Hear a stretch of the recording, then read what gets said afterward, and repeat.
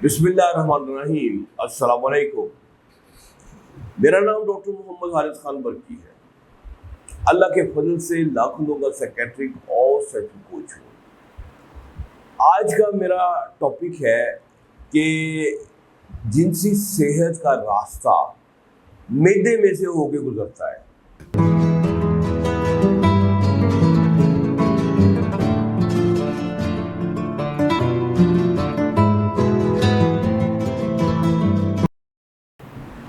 आपने थंबनेल पे देखा हुआ है कि मैंने एक मैदा बनाया हुआ है और उसके अंदर एक बेसबॉल का बल्ला है।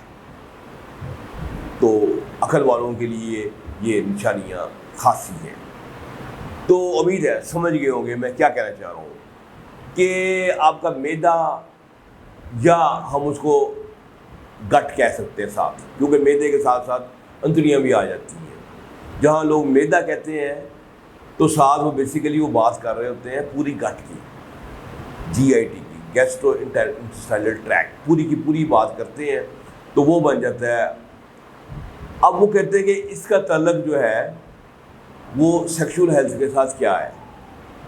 तो पर अब आपको पहले हम GIT में हम देखें क्या आता है। ये आपका मुंह भी आ जाता है, मैदा भी आ जाता है, छोटी आंत, बड़ी आंत, ठीक है, एनल कनाल, सारा यानी कि इसमें इसका नफ्स से क्या ताल्लुक है। डायरेक्ट ताल्लुक तो है ही कोई नज़र नहीं आ रहा। कोई ऐसा रस्सा तो है नहीं कि जो मैदे से निकलता हो और सीधा नफ्स तक पहुँचता और उसको पकड़ के खींचे करे, लेकिन इसमें ताल्लुक बहुत ज़रूर है। तो आज उस ताल्लुक को हम खोल के बयान करेंगे, ठीक है।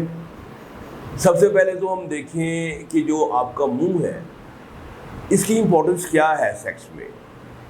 एक तो ये है कि बेसिकली आपकी सेंसेशन है सेक्स की, ये माउथ में बहुत ज़्यादा है और यहाँ से वो आपके अंदर जो एरोटिज्म पैदा होता है, जो प्लेयर पैदा होता है, ये आपका डायरेक्टली आपके उसमें तनासर की तरफ पहुँच जाता है और वहाँ पे जाके अपनी तहरीक पैदा करता है। तो ये आपको कनेक्शन नज़र आया ना आपका गट का और सेक्सुअल हेल्थ का।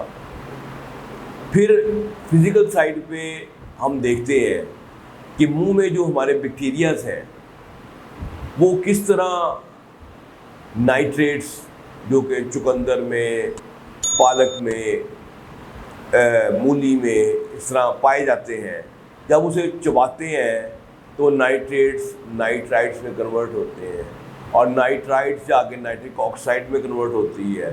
तो नाइट्रिक ऑक्साइड आपको पता है ये हमारा वसीम अकरम है जो कि सारी इरेक्शन, सारी विजुअलाइजेशन का मेन कैप्टन है।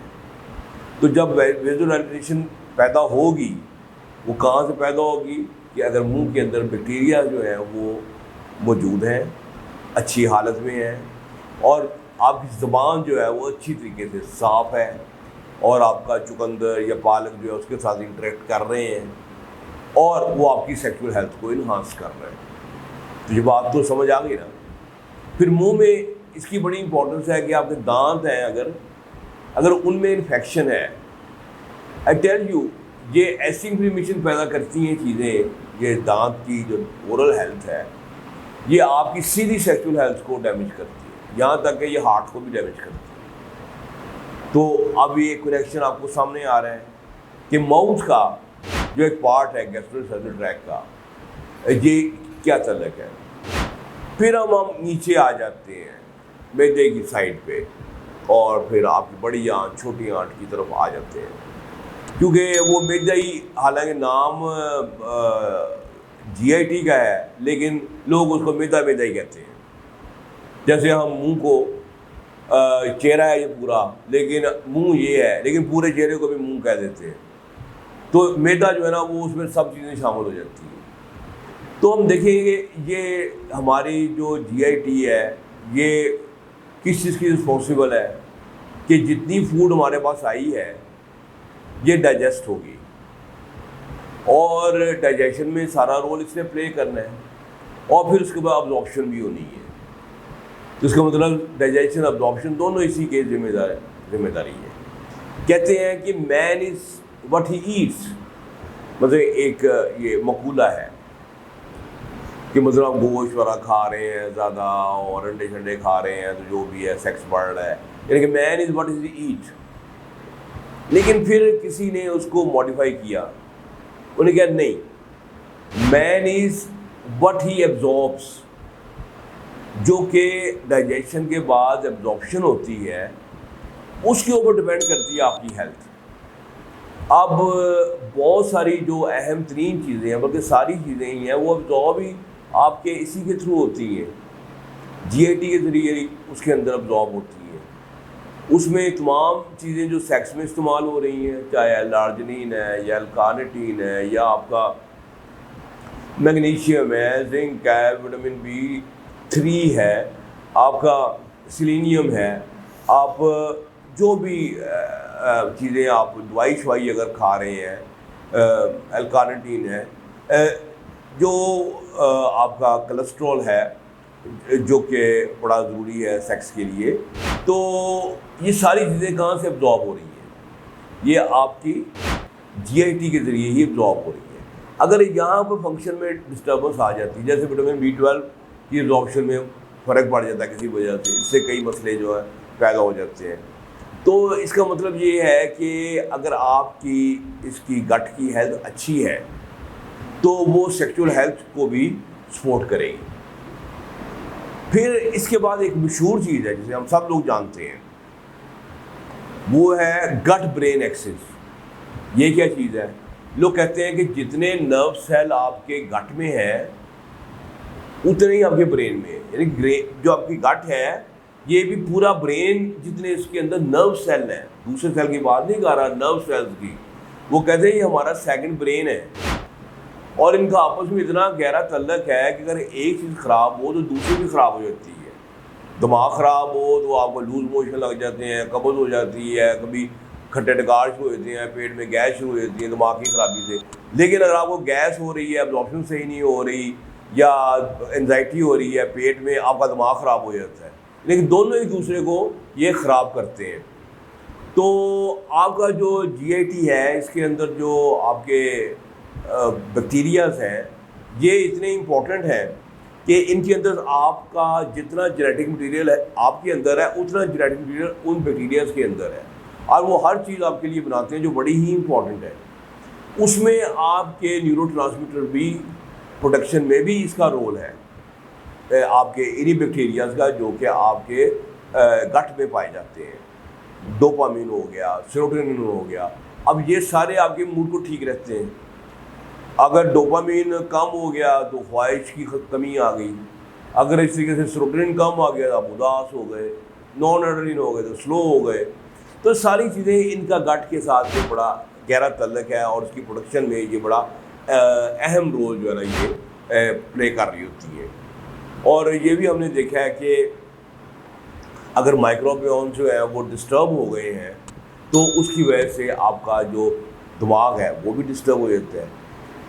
और अब हमने देखा है जो न्यूरोट्रांसमीटर है सेक्स में, इनका क्या रोल है? डोपामीन है, मेल ख्वाहिश पैदा कर रहा है, जोश पैदा कर रहा है, इरेक्शन पैदा कर रहा है। जो सेरोटोनिन है इसके ऊपर टाइमिंग का तल्लक है, सेरोटोनिन कम है तो आप टाइम आपका ज़ीरो हो जाता है। तो अहम तरीन चीज़ें ब्रेन में पैदा हो रही हैं और इसमें आपकी जीआईटी का बड़ा गहरा रोल है। अच्छा, फिर इसके बाद हम देखते हैं मूड। अगर आपका मूड ख़राब हो गया डोपामिन की कमी से या सेरोटोनिन की कमी से, तो आपका सेक्स जो है वो बढ़ गया, फिर क्या करेंगे? सो ब्रेन और गट एक्सिस, इसका तल्लक डायरेक्टली जो है वो सेक्स के साथ बन जाता है। तीसरी चीज़ किस तरह हम गट जो इम्पोर्टेंट है वो है हार्मोन्स की प्रोडक्शन में। आपके यही बैक्टीरिया, यही गट जो है ये बड़ी इम्पोर्टेंट है, इसलिए कि ये टेस्टोस्टेरोन की प्रोडक्शन और सेरोटोनिन की एस्ट्रोजन की प्रोडक्शन में भी इसका रोल प्ले करती है। तो अगर ये ओके है और ये रोल प्ले कर रही है तो आपकी हार्मोन्स पैदा हो रहे हैं। हार्मोन्स पैदा हो रहे हैं तो क्या हो रहा है? आपका जोश, जज्बा सब कुछ कायम है। तो ये इसका मतलब ये हुआ कि ये इसका हेल्दी होना बड़ा ज़रूरी है। फिर आखिर में लीकी गट, आपने नाम सुना होगा, नहीं सुना? आपकी जो गट होती है, इसके अंदर जो सेल की एक लेयर होती है, इनमें अगर छोटे छोटे सुराख से बन जाते हैं, उन्हें कहते हैं लीकी गट। उसकी वजह से अनडाइजेस्टेड फूड आपके अंदर चली जाती है और कुछ बैक्टीरियाज होते हैं, उनके खोल होते हैं जो हमारे अंदर रह जाते हैं, वो अंदर घुस जाते हैं। वो जाके बॉडी के अंदर ऐसी इन्फ्लेमेशन पैदा करते हैं कि पूरी बॉडी इन्फ्लेम हो जाती है, आपकी वेसल्स भी ख़राब हो जाती है, आपका दिमाग भी ख़राब हो जाता है, आपको डिप्रेशन भी हो जाता है, आपको दर्दें भी शुरू हो जाती हैं, आप बूढ़े भी हो जाते हैं। मतलब जो इन्फ्लेमेशन है ये आपको तहबाला कर देती है। और हमारी इन्फ्लेमेशन का जो सबसे बड़ा सोर्स है वो आपकी गट है। अगर आप गट हेल्थ को मेंटेन करेंगे गुड बैक्टीरियाज के ज़रिए, आप गुड फाइबर ले रहे हैं, आप प्रोबायोटिक्स ले रहे हैं, इनके ज़रिए अपनी सेहत को, गट को हेल्दी रखेंगे तो इन्फ्लेमेशन आपका लेवल कम हो जाएगा। तो फिर आपको जो है सेक्सुअल हेल्थ आपकी अच्छी मेंटेन रहेगी। इन्फ्लेमेशन के अलावा आपकी इम्यून सिस्टम है, इसमें आपका गट बड़ा रोल, बहुत अहम रोल प्ले करती है। बीमारियों से बचे रहते हैं। अगर बीमारियों से बचेंगे, क्रोनिक इलनेस से बचेंगे, इन्फेक्शन से बचेंगे, यकीनी तौर पर आपकी सेक्सुअल हेल्थ जो है इसका वो फ्रीके सानी है जो इसका फ़ायदा उठाएगी। अभी मैं कुछ और रिसर्च भी कर रहा हूँ कि क्या लीकी गट का तलक जो है कोई इधर भी जाके बनता है आपके टेस्टिस के साथ भी, कि उसकी अंदर भी वही लीकेज पैदा हो जाती हो जो ब्रेन में भी पैदा हो जाती है। इस पर अभी मैं रिसर्च कर रहा हूँ। तो बात ये है कि जो लोग कहते थे कि हाँ भी आप अपनी गट को हेल्दी रखें, तो ठीक कहते हैं। अगर आपने सेक्सुअल हेल्थ को अच्छा रखना है तो गट को हेल्दी रखें और उस पर अमल करें जो आपको चीज़ें बताई जाती हैं। तो उम्मीद है आज की डिस्कशन जो है आपके लिए बड़ी फ्रूटफुल हुई होगी। तो मेरी वीडियो को शेयर करें, चैनल को सब्सक्राइब करें, खुश रहें और खुशियाँ बांटें। डॉक्टर पर की इजाज़त दें। अल्लाह हाफ़िज़।